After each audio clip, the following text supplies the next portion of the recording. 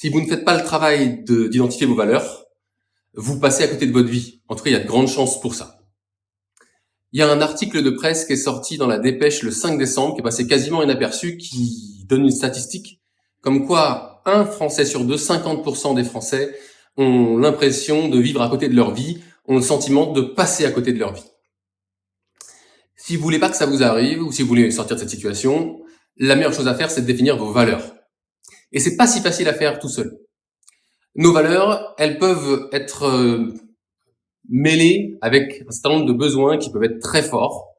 Un besoin, quand il est satisfait, il disparaît. Une valeur, même quand elle est satisfaite, elle reste fondamentale. Ce qui donne du sens à votre vie, c'est vos valeurs. Si vous êtes dans le désert, depuis 3 jours et demi, vous marchez, il fait 50 degrés, vous avez grandement besoin d'eau. Vos valeurs, à ce moment-là, vous n'en avez plus rien à faire. N'empêche que, à la seconde où vous aurez bu, l'eau, ça deviendra beaucoup moins important. Il s'agit de pouvoir trier le bon grain de l'ivraie et de savoir ce qui est vraiment vos valeurs et quels sont vos besoins que vous avez couverts, comme par exemple le besoin de sécurité, qui vous a amené à très bien réussir votre vie, mais qui peut-être vous a amené aussi à construire une vie qui n'a pas tant de sens que ça pour vous. Pour corriger ça, je vous propose qu'on en discute en commentaire. Merci beaucoup. À plus tard.